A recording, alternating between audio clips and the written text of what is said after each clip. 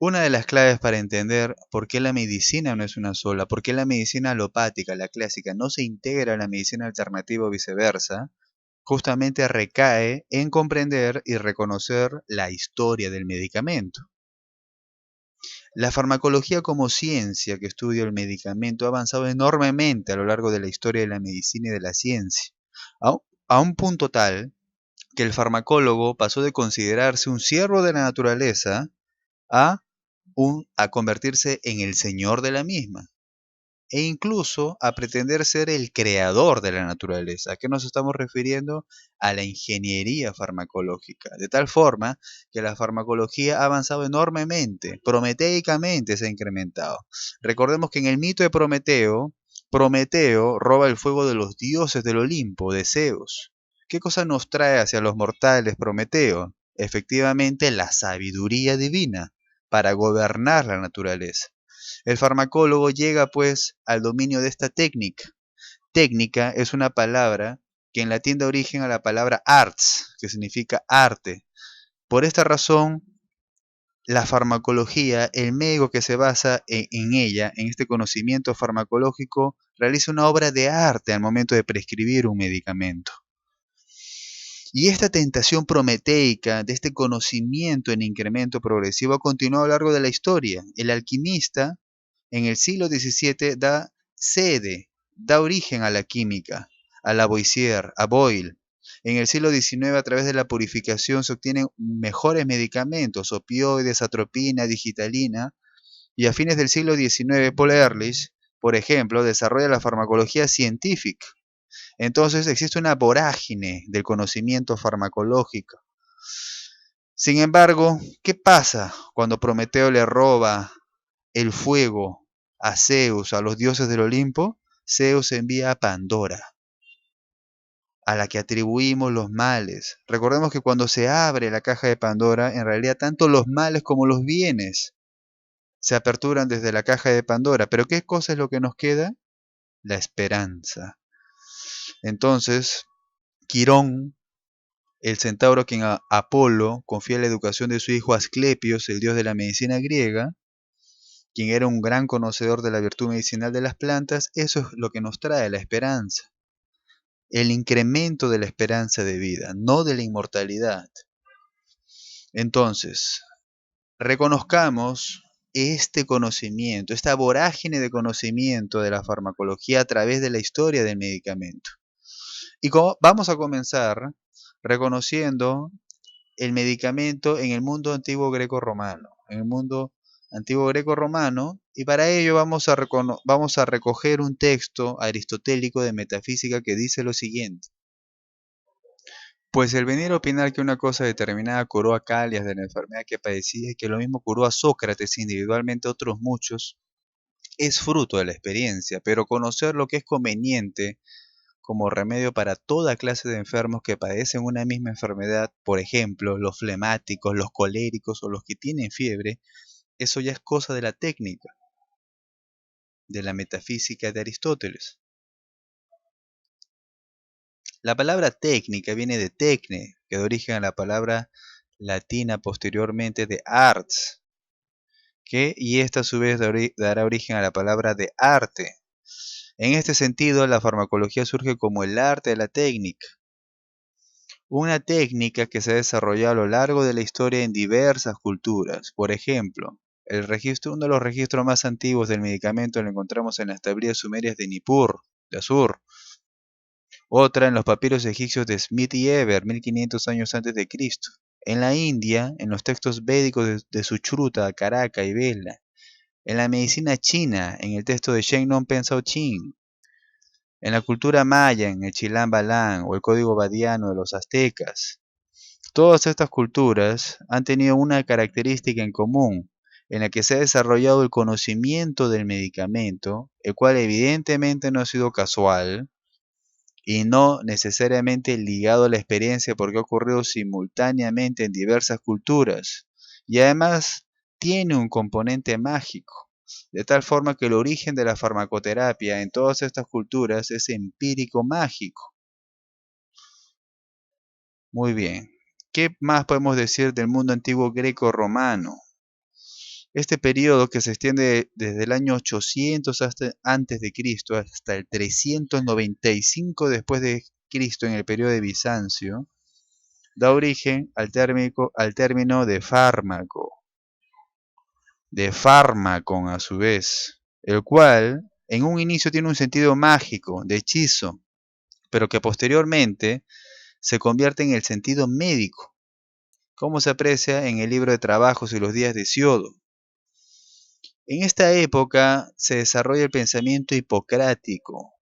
Hipócrates, en su Corpus Hippocraticum del siglo IV a.C., marca el fundamento médico, empírico, racional de esta época. Entonces hay algunos conceptos del Corpus Hipocrático. Por ejemplo, la salud propiamente está relacionada con la palabra physis o fiaín, que significa nacer, brotar. De esta misma palabra provendrá la palabra natura. Entonces, y lo cual a su vez implica un concepto de armonía y orden. En la medicina griega, pues, se establece un orden divino y racional. Ambos. Se conjuga la naturaleza universal y la propia naturaleza de cada cosa, lo diverso y lo único.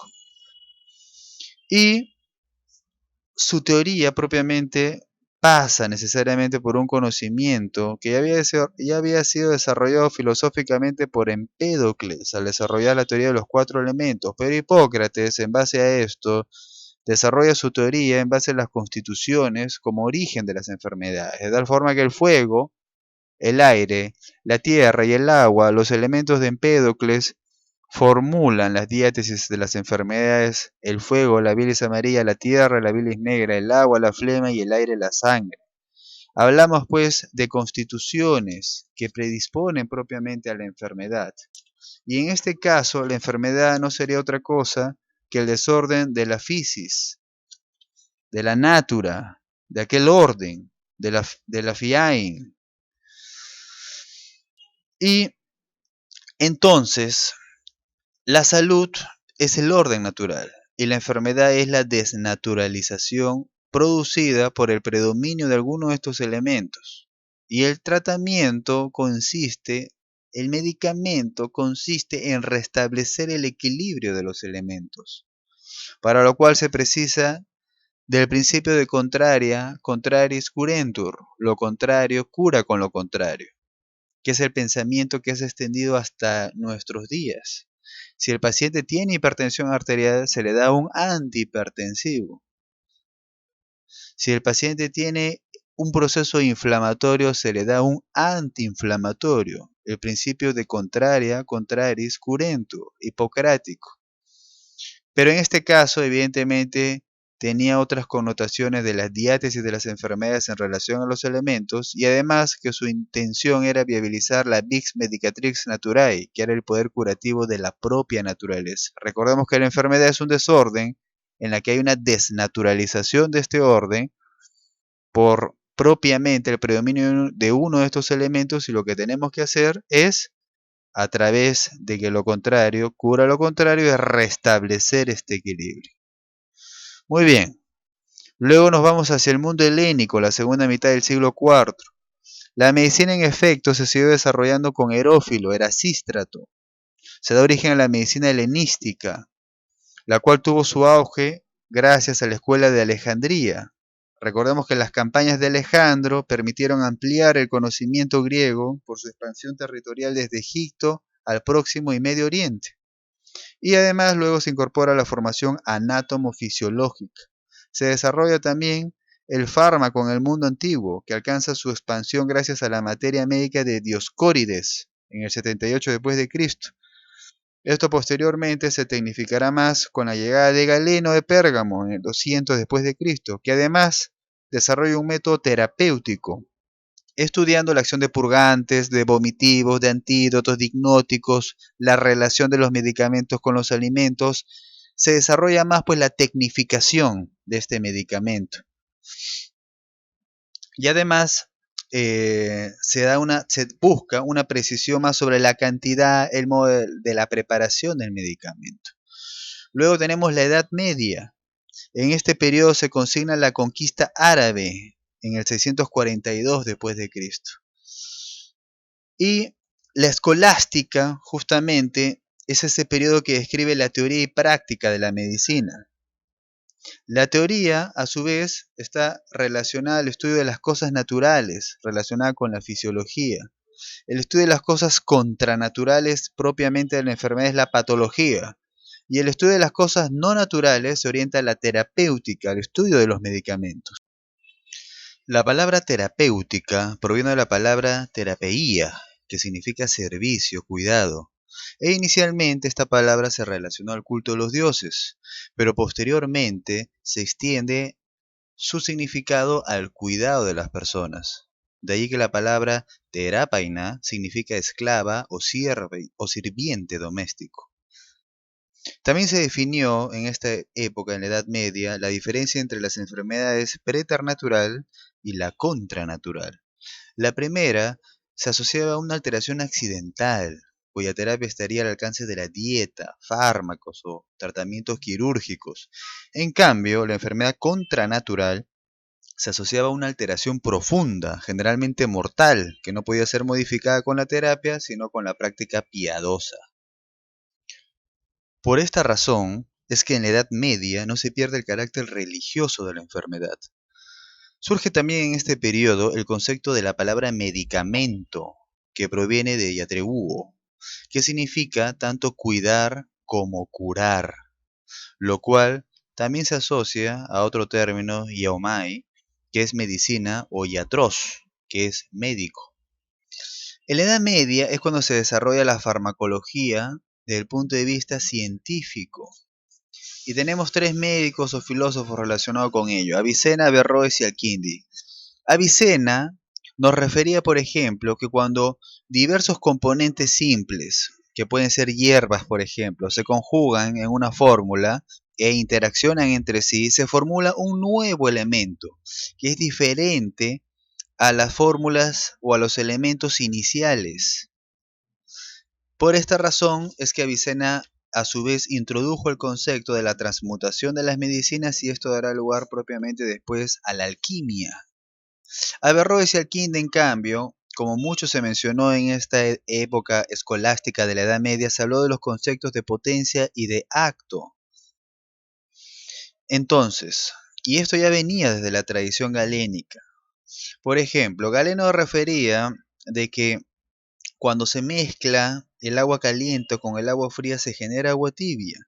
Y en el agua tibia en realidad no se excluye los elementos simples que la componen, sino se encuentran en potencia. O si la leche se mezcla con agua y se fermenta y da origen a un determinado compuesto, este determinado compuesto en realidad sí se encontraba, pero en potencia en los elementos simples.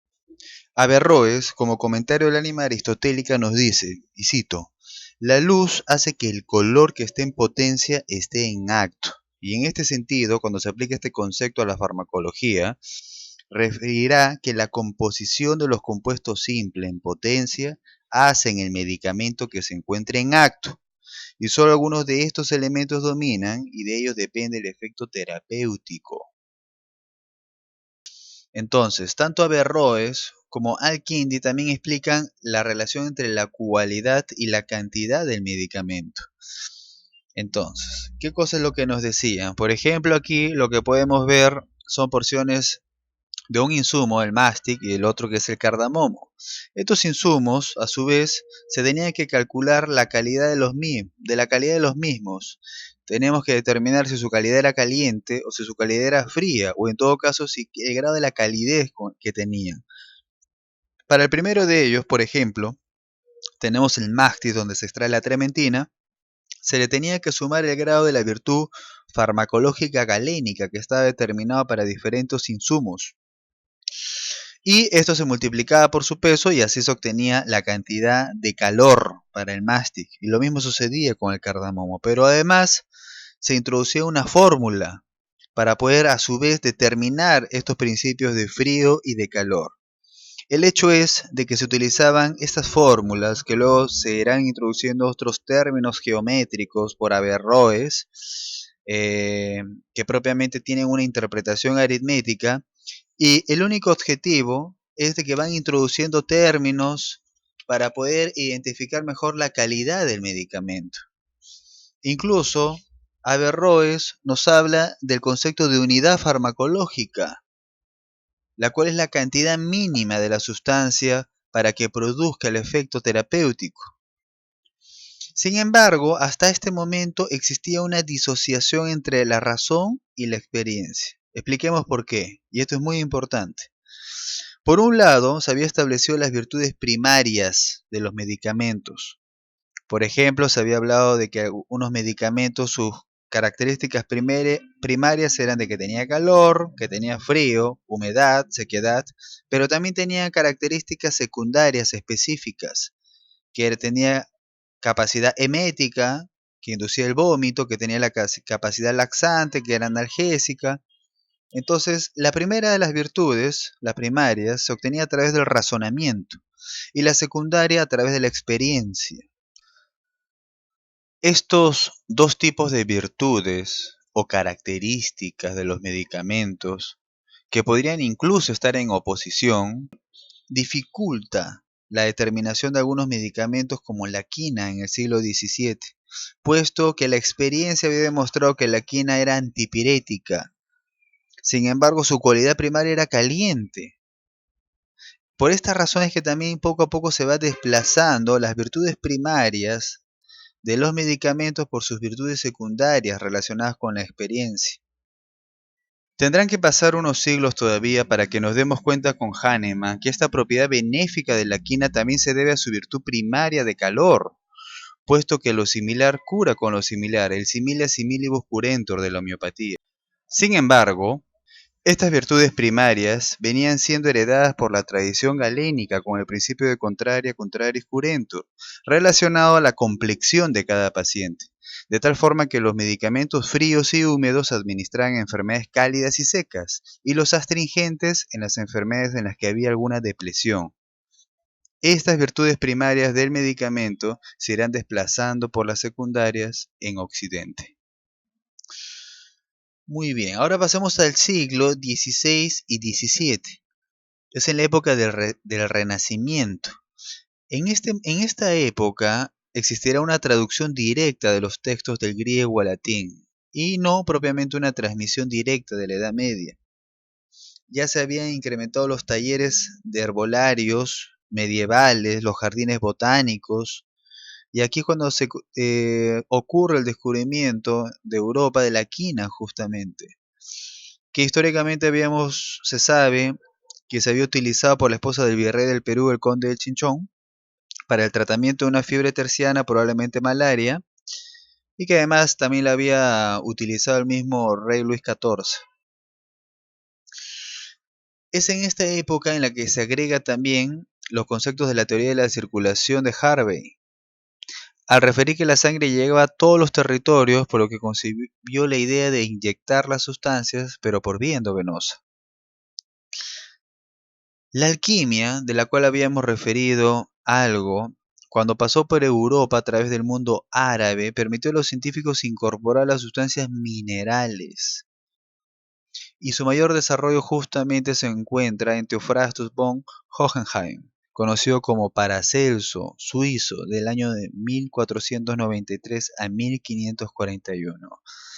Paracelso había tenido la siguiente formación: había estudiado ciencia médica normal, había estudiado el galenismo, tenía experiencia quirúrgica por su servicio militar y había sido médico en las minas de Fugger, por lo que conocía enfermedades como la antracosis y la silicosis, que sabemos que son unas enfermedades por depósito a nivel pulmonar, relacionado con depósito de minerales.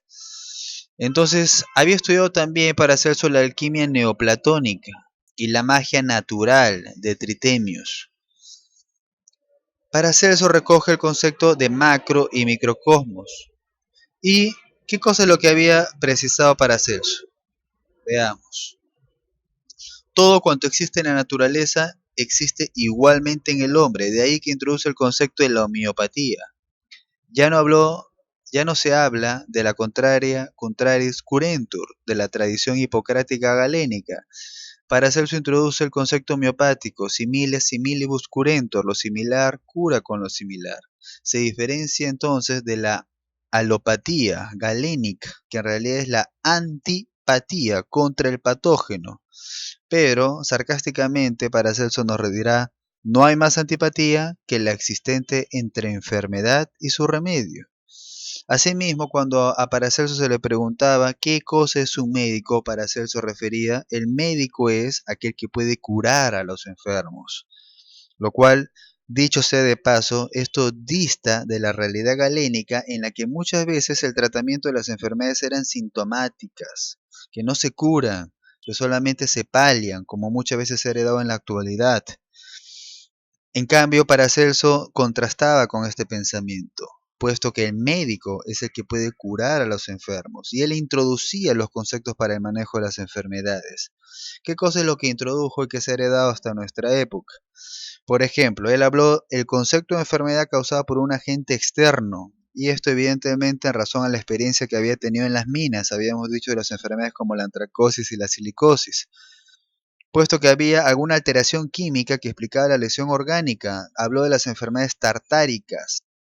Tártaro, dicho sea de paso, es una sustancia sólida que se forma en las paredes de los toneles que contienen vino. Y Paracelso describiría que en estas enfermedades aparece un depósito de unas sustancias sólidas, que es como la aterosclerosis vinculada a la enfermedad. Sin embargo, también le da una connotación de pecado al concepto tartárico. Por eso también significa la cámara del infierno, lo tartárico. Sin embargo, cada elemento de la naturaleza, recordando su concepto de simile similibus curentor, tiene una capacidad terapéutica, y de ahí que Paracelso desarrolló su concepto de terapéutica etiológica, concibiendo la especificidad de un tratamiento para cada enfermedad. Entonces, busca más la localización y la especificidad de una enfermedad y de su tratamiento, a diferencia de Galeno, que había utilizado la polifarmacia, podía dar al paciente antipiréticos, antieméticos al mismo tiempo, etc. Entonces, Paracelso también desarrolla la destilación química para obtener la virtud pura de una sustancia natural. No importará si la sustancia es del reino vegetal o mineral, sino el principio que oculta, el cual solamente gracias al arte de la separación, de la espagiria, hace que se separe lo falso de lo verdadero. Solo con la luz de la naturaleza, lo verdadero es que se sana y podemos razonar con ello. Definitivamente, Paracelso no acepta la teoría de la complexión hipocrática galénica, puesto que más bien existe una especificidad de la enfermedad y una especificidad del tratamiento. Existe una etiología específica de la enfermedad y también tiene que haber una terapia específica de la misma. Paracelso también considera la teoría de las asignaturas, relacionado parcialmente con su concepto de homeopatía, y tuvo un gran desarrollo en la farmacología mineral, puesto que la sífilis, que constituyó un verdadero azote para el Renacimiento, gracias a Paracelso se introdujo el uso del mercurio. Ya había referido en las técnicas que había descrito Paracelso que el lavado del cinabrio con agua y alcohol producía sulfuro de mercurio, el cual, al oxidarse con salitre, produce sulfato, el cual se vuelve soluble y atóxico al eliminarse su acumulación. Y este medicamento fue de gran utilidad para el tratamiento de la sífilis en aquella época. También descubrió otros medicamentos como el éter y su propiedad narcótica. El hecho es de que este conocimiento relacionado con la alquimia es que luego dará paso a la química científica con Boyle. Surgirán también muchas generaciones desde Paracelso, algunas de ellas en defensa del galenismo y otras de ellas contra Paracelso, lamentablemente muchas de ellas charlatanería, lo cual desprestigia lamentablemente a este gran médico que había ya descubierto y había hecho una contribución importante a la medicina, y no solo eso, introdujo un nuevo paradigma del similia similibus curento.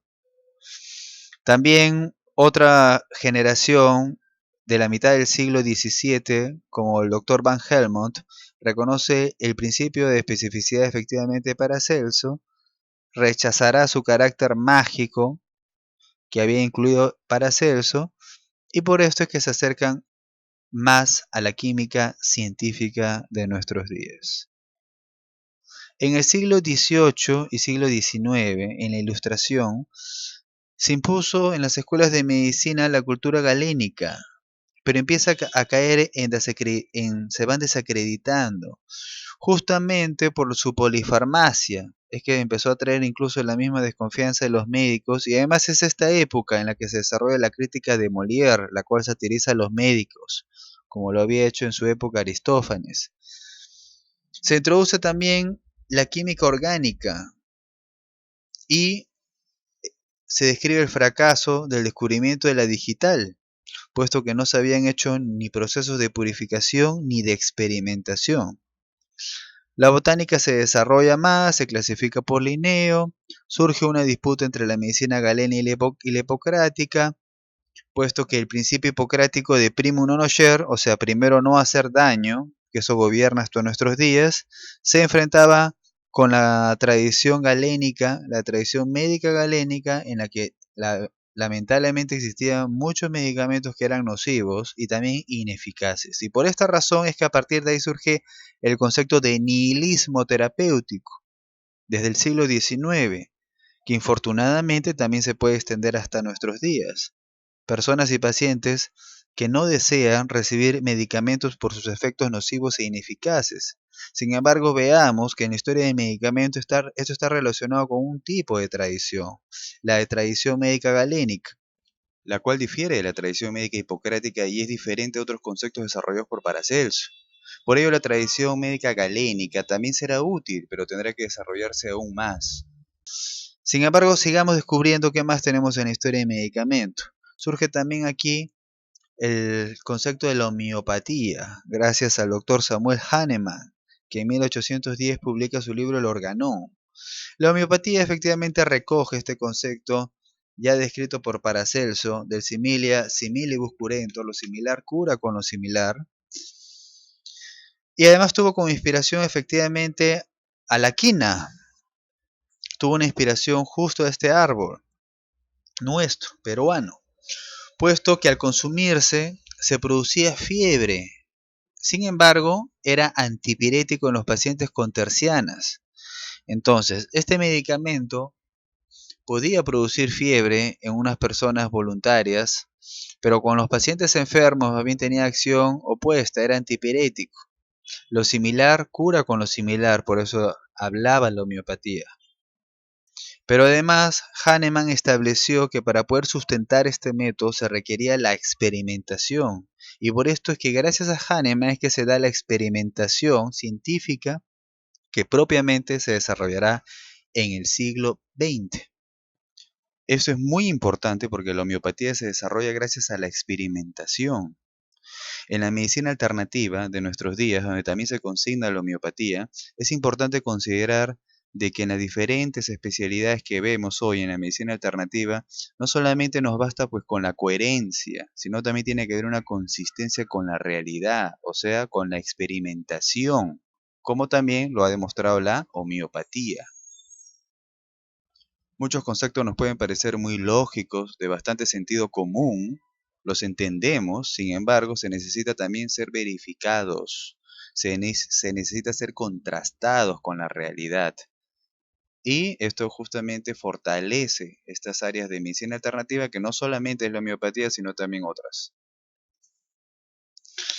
También tenemos aquí la vacunación de Edward Jenner, la cual había sido descrita mucho antes en realidad en la China, en la India, había sido practicada por la esposa del embajador inglés Mary Wortley, e incluso en los hijos de la princesa de Gales, pero propiamente es que Edward Jenner tecnifica el proceso de la vacunación y obviamente la extiende a su concepto universal. Sin embargo, debemos de recordar que en un comienzo la vacunación de Jenner no fue bien aceptada por la Royal Society, puesto que para dicha vacunación se requería la inoculación de una enfermedad pustulosa, aunque tenga un carácter leve, pero igual se tenía que recoger el estímulo, el antígeno, aquella sustancia que va a estimular las defensas propias del organismo desde una enfermedad pustulosa. Y que en este caso era obtenido de las ordeñadoras que estaban en contacto continuo con las vacas que tenían la enfermedad de viruela de las vacas, que tenía un carácter benigno. Muy bien, la química orgánica y la inorgánica entonces empezarán a progresar y también la experimentación animal. El doctor Mayendi se desarrolla como el padre de la experimentación fisiológica y precursor de la medicina experimental, y cuyo discípulo será el doctor Claudio Bernard, que es el padre de la fisiología moderna. En el siglo XIX, cuando se desarrolla el romanticismo alemán, surgen diversas investigaciones, como la del doctor Rudolf Buthen, el cual estudia la acción farmacodinámica de múltiples medicamentos. Y también tenemos al doctor Schmiederberg, el cual desarrolla el aislamiento químico de la digital. Pero una de las cosas más notables en el siglo XIX es que se da el desarrollo de la quimioterapia sintética, siendo la primera sustancia orgánica a aislar artificialmente la urea por el doctor Waller, el cual dio paso a la síntesis de sustancias no existentes en la naturaleza. Además, se sintetizaron sustancias como el hidrato de cloral, el ácido acetil salicílico, que fue introducido por Dresser en el año 1899 y que luego se llamó aspirina en 1902, y que dicho sea de paso, este medicamento se desconoció su mecanismo de acción hasta 100 años después, por lo cual este constituye un ejemplo de la utilización amplia de un medicamento en el mundo, en la sociedad, del cual no necesariamente se conoció su mecanismo de acción científico antes de su utilización, sino básicamente se ha utilizado este medicamento por la experiencia del efecto terapéutico que tiene, de su efecto antipirético, de su efecto antiinflamatorio contra la fiebre, contra la inflamación, mucho antes de conocer el mecanismo por el cual científicamente lograba esto. Otra de las cosas a mencionar en el desarrollo de la farmacología en esta época es de que la contribución del doctor Paul Ehrlich, el cual desarrolla la terapéutica experimental, que a diferencia del doctor Schmiederberg que habíamos conversado, que habíamos referido antes, él utilizaba animales sanos para la evaluación experimental de los fármacos. En cambio, el doctor Paul Ehrlich evalúa el efecto directamente en la enfermedad. ¿Esto qué significa? Que evalúa los medicamentos, pero en animales enfermos, lo cual contribuye enormemente al desarrollo de la farmacología científica. Luego llegamos al siglo XX. En las primeras décadas del siglo XX no se desarrolla mucho la estrategia de sintetizar principios activos de los extractos de plantas por los laboratorios. Y en realidad lo que sí fue una gran contribución y permitió el desarrollo de la farmacología fue aquí el desarrollo de los antibióticos. Se sintetizaron las sulfas, cuyo componente activo era la sulfonilamida. La primera sulfa se introdujo en 1942, pero ya Fleming había descubierto en 1928 el penicillium y Chain en 1940 había aislado la penicilina como quimioterápico. Entonces, los antibióticos constituyen acá grandes elementos o contribución al desarrollo de la farmacología. No obstante, a pesar de ello, la quimioterapia de síntesis, la quimioterapia sintética, siguió desarrollándose. Y en relación a las plantas, de 1959 a 1980, cerca del 30% se habían obtenido de extractos de vegetales. Por lo menos 119 compuestos modernos de medicamentos se obtenían de 91 especies botánicas, por lo tanto siempre existe una correlación entre la extracción vegetal y el desarrollo de los medicamentos, por lo menos hasta en esta época. Si bien hubo un desarrollo en los procesos de extracción y purificación de la materia prima para producir nuevos medicamentos desde un punto de vista químico, en los siguientes decenios no se desarrollaron nuevos medicamentos y lo mismo sucedió con los antibióticos. Es por esta razón que en los años 70 la Organización Mundial de la Salud empezó a prestar atención a los éxitos alcanzados en China en la solución de sus problemas de la atención primaria de la salud, puesto que la tasa de mortalidad que en el año 49 era de 25 por cada 1000 habitantes, en el año 70 era de 6.2 por 1000 habitantes. O el índice de mortalidad infantil que en el año 49 era de 200 por cada 1000, bajó en el año 70 a 12 por cada 1000. ¿Cuál era el esquema empleado en China para controlar la atención primaria de la salud? Era el uso de plantas medicinales. El uso de plantas medicinales que junto con los antibióticos habían logrado un gran avance en el desarrollo y otras terapias como la acupuntura y rayos X evidentemente habían desarrollado una gran mejora en la atención primaria de la salud.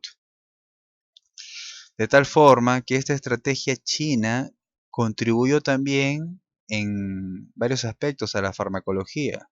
Por ejemplo, el uso de las hierbas medicinales, al utilizar diversas fórmulas, se había dado cuenta o había contribuido en la farmacología que la mezcla de estos productos, de estos diversos ingredientes en una fórmula magistral china, era superior al producto puro o aislado. De tal forma que si nosotros tenemos una determinada hierba, no por determinar a través de un proceso de purificación o de extracción del principio activo para administrarlo frente a una dolencia, esto no era superior a la utilización en conjunta con otros ingredientes, utilizarlos en una fórmula que se pueden generar en decocción o simplemente integrados estos diferentes ingredientes, puesto que el resultado final de la unión de todos estos compuestos era mejor que la utilización del principio aislado.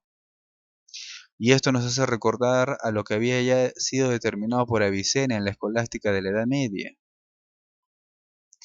Y lo mismo podemos decir de otros compuestos, no necesariamente relacionados con la medicina china, sino en general. Conocemos, por ejemplo, diversos componentes, por ejemplo, los derivados de la cáscara de la uva, en la cual tiene una gran cantidad de compuestos que habían sido considerados inertes por mucho tiempo, como el caso de los flavonoides, pero que tienen una gran capacidad farmacológica. Y no por extraer el principio activo de alguno de estos componentes, nosotros tendríamos un mejor efecto terapéutico, sino se requiere la suma de todos estos componentes o antioxidantes. Pero si seguimos avanzando ahora en el desarrollo de la farmacología de Occidente, nos encontraremos también que la Segunda Guerra Mundial tuvo un impacto en el desarrollo farmacológico, puesto que se estudió el gas mostaza, empleado en la Primera Guerra, desarrollando la mostaza nitrogenada.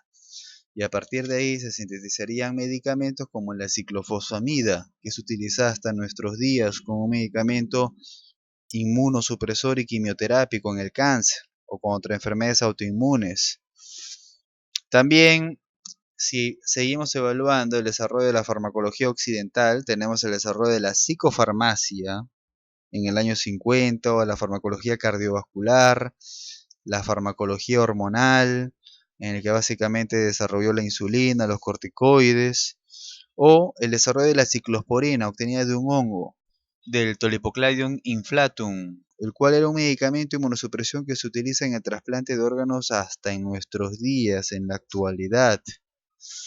Entonces avanzó también mucho los medicamentos. Y también en el año 70 empieza a darse lugar el desarrollo de la ingeniería genética para introducir genes que codifican algunas proteínas en el genoma de una bacteria o de una célula o en cultivos celulares, para que con esto se desarrollen nuevos medicamentos, ¿no? Por ejemplo, la eritropoyetina, que es una hormona que se utiliza en los pacientes con enfermedades renales al no producir esta hormona, con lo cual se genera anemia, es producida bajo este proceso de ingeniería genética en cultivos celulares. De tal forma que la farmacología ha avanzado en una forma grande a lo largo del siglo XX y hasta nuestros días en el siglo XXI. Sin embargo, también hubieron desastres. Se recuerda el caso de la talidomida, un desastre farmacológico, el cual al ser un medicamento antinauseoso utilizado en el embarazo generó focomelia o malformación que inducía la ausencia de la formación de extremidades en los recién nacidos. Y por esta razón es que a partir de allí y hasta el siglo XXI, el estudio científico de los medicamentos atravesará por un análisis riguroso de experimentación, como lo podemos ver aquí. Para que un medicamento sea utilizado en la práctica cotidiana, antes debe de atravesar todos estos procesos actualmente, los cuales se han ido perfeccionando en el tiempo. Primero se desarrollan estudios preclínicos, los cuales al menos toma 5 años, los cuales, fuera de las quimiotecas que se disponían más en el siglo XX, se desarrollan aquí propiamente testeos en animales de experimentación o animales de laboratorio para evaluar justamente el desarrollo de estos medicamentos. Luego de haber superado estas fases de 5 años, propiamente recién vendrán los estudios clínicos, que como vemos son de 3 fases. Entonces, en la primera fase, es la que dura 1 año y medio, lo que evaluamos acá es en una población sana, voluntaria, básicamente para evaluar la concentración en sangre de dicho medicamento y para ver cómo reacciona el medicamento en esa persona, para ver los principios farmacocinéticos. Luego tenemos los estudios de fase 2 y fase 3 que constituyen propiamente ya en las personas enfermas, en la población objetivo, para la cual se quiere evaluar dicho medicamento. 2 y 3 años, 3 y más de 3 años respectivamente. El estudio de fase 3 se diferencia porque además requiere la comparación contra el placebo, o sea, contra una sustancia que no contiene el medicamento, para que así podamos comparar la eficacia del medicamento que sí contiene el principio activo versus un placebo que no contiene ningún principio activo, y así evaluar cuál es el efecto en esta población. Superado estas 3 fases para evaluar cuál es el efecto del estudio clínico, que más o menos suman 7 años, la FDA tendrá que evaluar aproximadamente 1 año y medio o un poco más antes de que este medicamento salga a la venta, después de más de 10 años de evaluación, lo cual en realidad constituiría ya la fase 4 de post-marketing. Entonces, este es el desarrollo científico de la farmacología actualmente. Como podemos ver, ha tenido una gran evolución. En conclusión, después de haber evaluado la historia del medicamento, ¿qué cosa es lo que podemos concluir? Primero, que en realidad el medicamento atravesó diversas evaluaciones y paradigmas según los conceptos de salud y enfermedad en la historia de la ciencia, como lo hemos visto en el mundo antiguo greco-romano, en el mundo helénico, en la Edad Media y en los diferentes siglos hasta en la actualidad. Pero, ¿qué hemos heredado de cada uno de ellos? ¿Qué hemos heredado de la tradición galénica? Propiamente la alopatía del contraria, contraris curentur. Tenemos un medicamento para cada cosa, medicamentos contra el vómito, ansiolíticos, antihipertensivos, antiinflamatorios, etc. Pero esto muchas veces en nuestros días cae en la polifarmacia. Y vemos cómo un paciente tiene un medicamento para la presión arterial, para el colesterol, para el triglicérido, su ansiolítico, su fijador de calcio, su tratamiento para la osteoporosis, sus vitaminas. Y por esta razón, esta polifarmacia galénica a veces desacredita la alopatía. Sin embargo, sí nos es útil en diversas situaciones médicas. Es la tradición galénica alopática la que ha dado pase a los fármacos de hoy en día, a la farmacología química, al principio activo, pasa por la ingeniería genética y llega hasta los medicamentos biológicos de última generación. Por ello es que hacemos uso de estos medicamentos en diversas situaciones médicas, en donde sí son efectivos, pero nos tenemos que cuidar de sus potenciales efectos adversos y por ello se diseñan actualmente los estudios de diversas fases para evitar complicaciones cuando estos medicamentos ya sean de uso común. De la tradición hipocrática, la medicina alternativa ha heredado el concepto de las virtudes primarias de los medicamentos, en donde tenemos medicamentos de naturaleza caliente para enfermedades producidas por frío o medicamentos de naturaleza fría para enfermedades producidas por calor, y entre otras naturalezas las cuales se utilizan ampliamente en la medicina china, en la herbolaria, por ejemplo. En este caso también se aplica el principio del contraria contraris curentur, pero considerando las otras propiedades de los medicamentos que no considera la farmacología occidental moderna. De la escolástica de la Edad Media hemos heredado, principalmente la medicina alternativa, que el principio activo no necesariamente es superior a la suma de los componentes, puesto que son todos estos componentes los que ofrecen un perfil de tratamiento ideal para una dolencia que muchas veces suele ser compleja. Por esta razón, de nada nos sirve extraer como principio activo de una fruta la luteína, por ejemplo, cuando sabemos que también tiene zeaxantina, licopeno con su acción antioxidante, o contiene diversos compuestos fenólicos como los monofenoles, los polifenoles, ácidos fenólicos, flavonoides, donde pertenecen las antocianinas, entre diversas sustancias que al final se integran para que puedan funcionar como un medicamento. Una fórmula de hierbas chinas considera este conocimiento para que pueda ser de gran beneficio en una terapia.